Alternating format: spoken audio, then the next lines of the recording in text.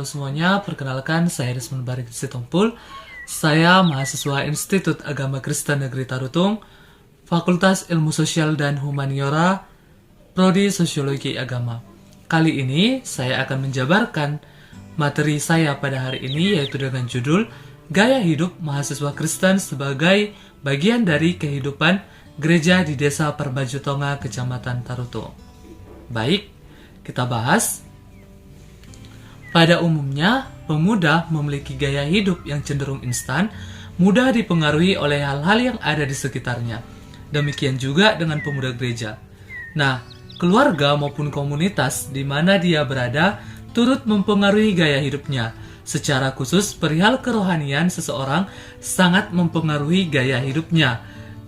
Oleh karena itu, seorang pemuda gereja atau pemuda Kristus yang harus memiliki gaya hidup yang berbeda dari dunia ini, yaitu gaya hidup yang sesuai dengan standar Alkitab, yaitu firman Allah.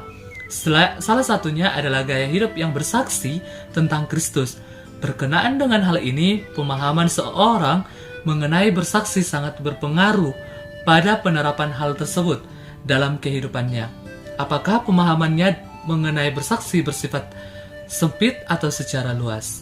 Nah, kita masuk ke poin yang pertama, gaya hidup mahasiswa Kristen Teologi.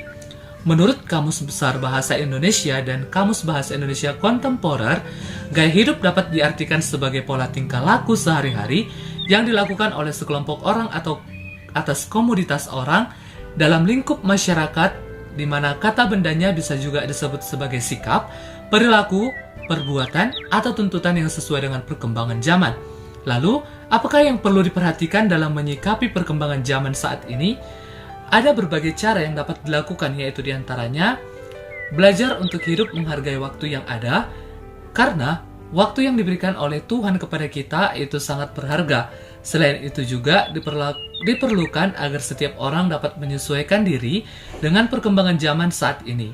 Karena banyak orang yang menyatakan bahwa apabila ketinggalan zaman, maka orang itu dapat disebut sebagai manusia kuno. Jadi, gaya hidup dapat diartikan sebagai suatu gaya hidup di mana orang itu dapat menghargai waktu, mengikuti perkembangan dan kemajuan zaman. Berusaha dan belajar keras terus-menerus melaksanakan kewajiban dan tanggung jawab yang dipercayakan kepadanya, menerima keadaannya, menghargai pendapat orang lain, dan dapat menyesuaikan diri dengan lingkungan dan masyarakat di mana ia berada. Lalu yang poin yang kedua, yaitu gereja serta perkembangannya. Gereja adalah tempat yang bisa memberikan setiap orang dapat menerima didikan rohani yang sesuai dengan apa yang tercantum dalam Alkitab. Gereja adalah organisasi, maka orang yang mengatur gereja memiliki suatu wewenang dalam mengatur kehidupan bergereja. Karena di dalam gereja tidak hanya pendeta, tetapi ada majelis dan jemaat. Gereja adalah pedoman belajar rohani bagi setiap orang yang berada di dalamnya. Untuk itu, struktur dalam gereja adalah struktur yang melayani anggotanya. Gereja dalam rangka keterlibatan mereka, karena kepemimpinan gereja pada hakikatnya adalah kepemimpinan pelayanan. Yang menjadi dasar gereja adalah umat dan atau persekutuan serta orang-orang yang berada di dalamnya. Oleh karena itu, tujuan dari gereja adalah pertumbuhan hidup rohani orang Kristen secara pribadi, pertumbuhan dan kedewasaan hidup rohani orang Kristen secara pribadi adalah dasar pertumbuhan gereja.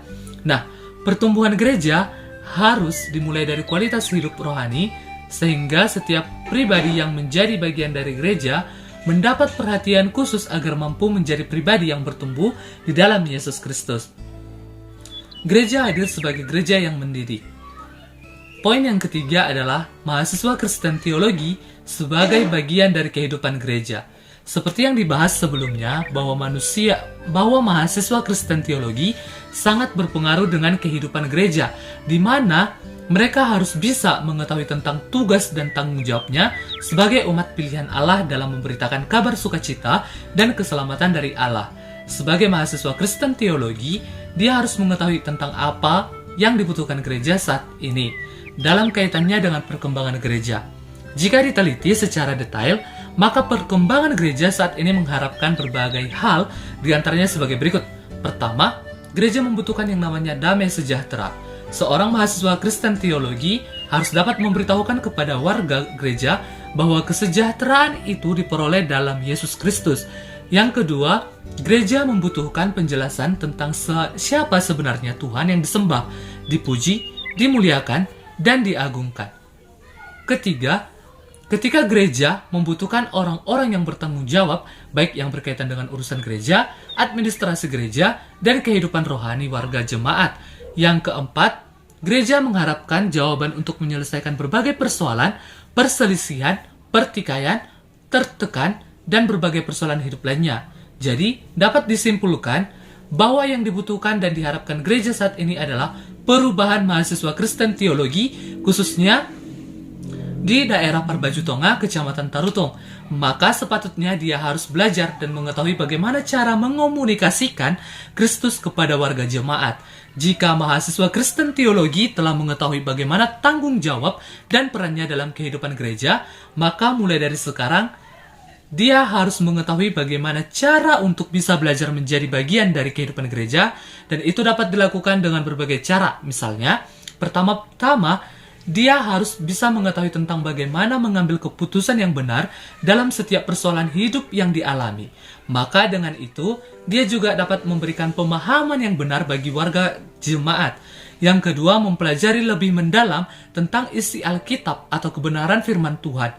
Yang ketiga, dia harus orang yang rajin dalam mengikuti berbagai persekutuan dan komunitas iman Kristen. Dan yang keempat, dia harus orang yang dapat melaksanakan setiap tanggung jawab dan kewajiban yang dipercayakan kepadanya. Yang kelima, mahasiswa teologi harus menjaga pola hidup yang sesuai dengan ajaran firman Tuhan sehingga dapat menjadi teladan bagi orang lain dan bagi jemaat. Baik, sekian hasil materi saya pada hari ini, semoga bermanfaat, dan apabila ada pengucapan kata-kata yang salah, saya mengucapkan banyak minta maaf, dan saya akhiri, Shalom.